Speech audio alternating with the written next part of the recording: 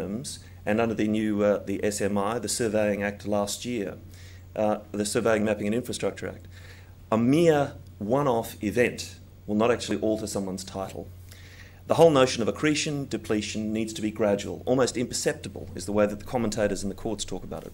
So if, for example, someone was in a bend of the river and something occurred which effectively swept all of their earth away and left what looked like the Great Australian Bight, that doesn't necessarily mean that they've lost their title.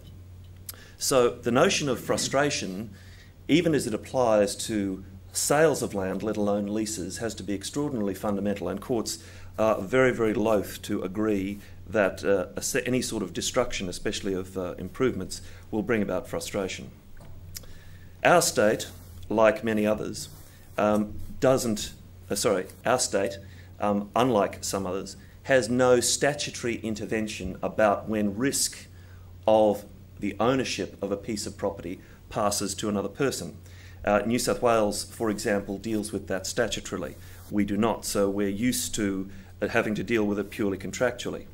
All our versions of the standard contracts that we work with the RAIQ on contain some fairly fundamental principles. In 8.1 of the domestic versions and 17.1 of the commercial version, it's made clear that the property, and that would include the improvements, is at the buyer's risk from 5 p.m. on the business day following entry into the contract. However, it should be remembered it also provides a reservation, slightly differently worded depending on whether you're looking at the domestic or the commercial versions. The domestic versions, in 8.3, say that the seller, whilst in possession, and this is probably not something, by the way, that we pay attention to in practice regularly. They're words we glaze over again and again, but people are going to look at them more carefully now. That the seller, whilst in possession, must use the property reasonably and not do anything regarding the property or tenancies which may significantly alter them or result in later expense for the buyer. A fairly wide obligation. And the commercial version talks about the use of reasonable care whilst in possession of the property.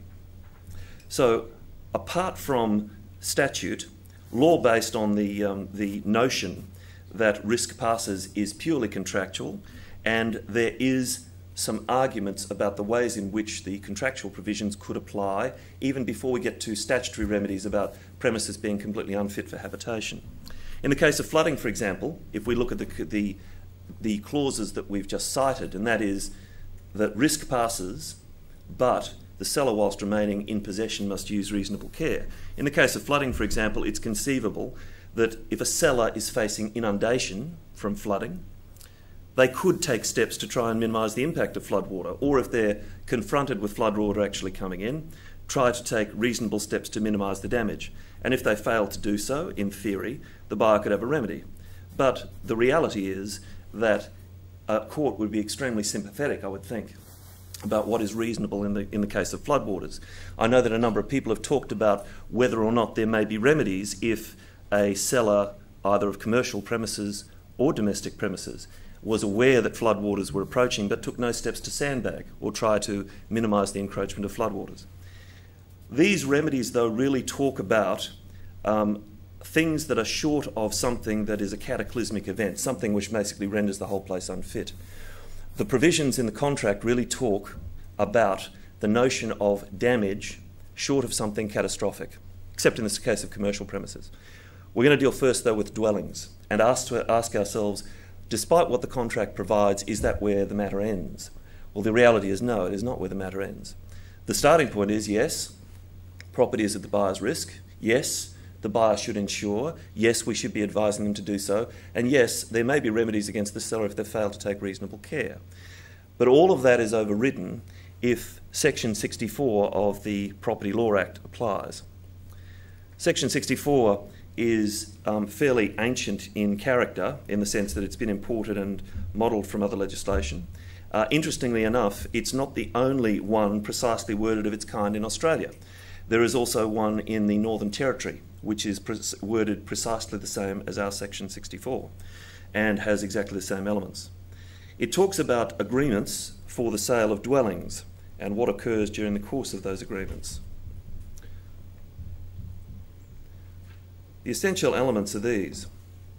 Firstly, you've got to have the contract for the sale of a dwelling house. And that is very widely drawn in the statute. It can cover a variety of premises, and we'll see that in a moment. Certainly there's got to be damage or destruction so that the dwelling house, as defined, is unfit for occupation for that purpose. And if that's the case, then the buyer can give notice of termination prior to the date that they either take possession or settlement, whichever occurs sooner. Let's take each one of these in turn, keeping in mind now we are talking purely about residential premises. The cases on this section, like so many other parts of the law, unfortunately, are rather ancient, but at least with dwellings, it's fairly clear.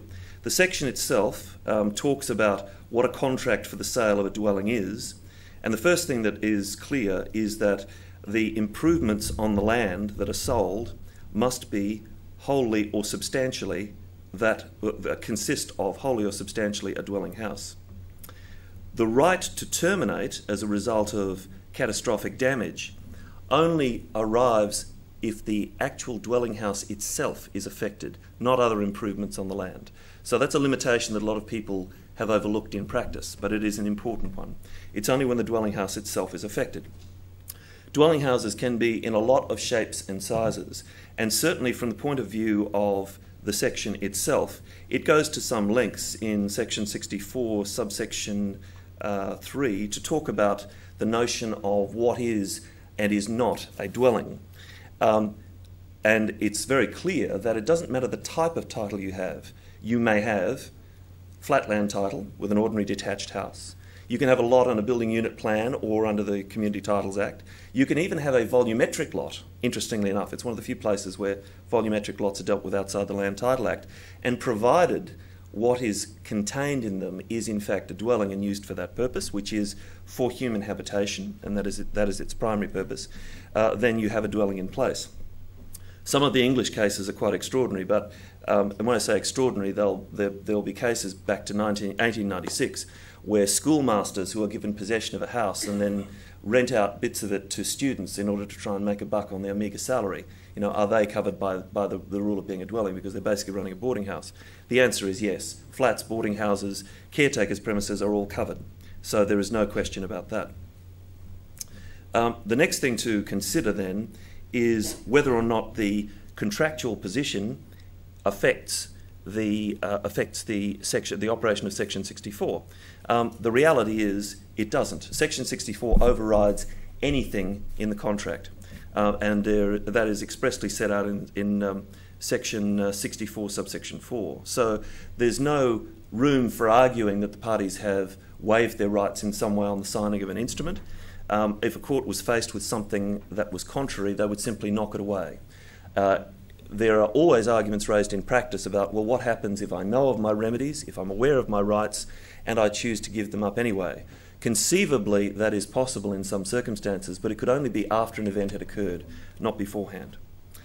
So when speaking of a dwelling and of the application of the section, it should be kept in mind that the whole notion of what is being talked about is an unfitness for purpose. Now, being unfit is a concept which has not attracted the attention of the modern courts much at all.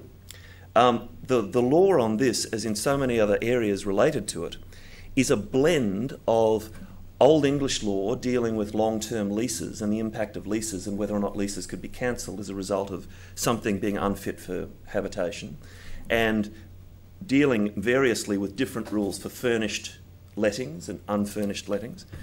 But effectively, when they talk about the quality of something that is unfit, and that is unfit for occupation as a dwelling house, they do all tend to talk about the same thing, which you could summarise effectively as this, that it is some condition which is a nuisance so intolerable that no person should be expected to live with it.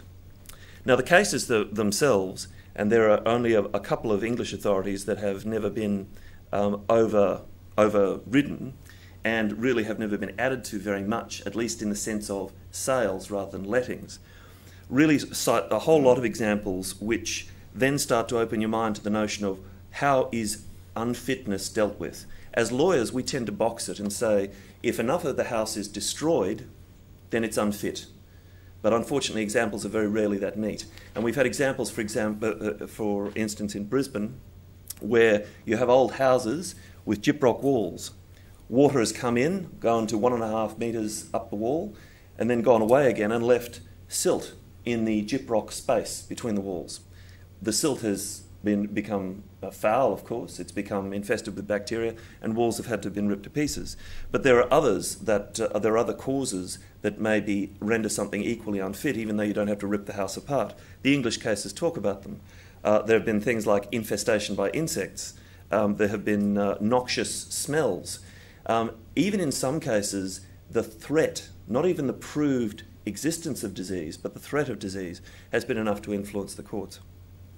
We've got to take these cases with a grain of salt, because oftentimes what they have been dealing with is the sale of, the letting of furnished premises, not the sale of houses. So they aren't always very conclusive or very helpful. But they do give us the notion that unfitness for occupation is not simply a matter of the percentage of destruction, although in some cases that will be the test. Sometimes it's a case of, has there been some change so fundamental in the way that the house is able to be lived in that it's simply intolerable? The leading case, which would probably be used for these purposes, is a case of Georgeson and Parmos, the facts of which really dealt with a tenancy, but the essential rules for fitness were laid down and would be equally applicable here. The premises concerned were a food premises. It was a use, in fact, as a coffee shop and restaurant.